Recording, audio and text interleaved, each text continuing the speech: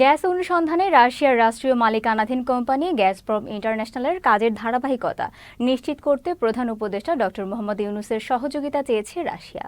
আজ রাষ্ট্রীয় অতিথি ভবন যমুনায় প্রধান উপদেষ্টার সঙ্গে সাক্ষাৎকালে ঢাকায় নিযুক্ত রাশিয়ার রাষ্ট্রদূত আলেকজান্ডার জি খুজিন এ অনুরোধ জানান।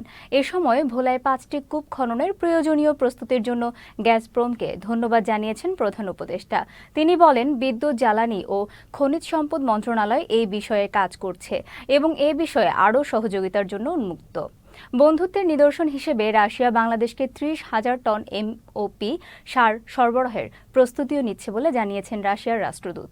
কৃষি ও জাহাজ নির্মাণ ক্ষেত্রে নতুন চাকরির গন্তব্য হিসেবে রাশিয়াকে চিহ্নিত করায় বাংলাদেশিদের ভিসা দেওয়ার সংখ্যা উল্লেখযোগ্যভাবে বেড়েছে বলেও জানান তিনি।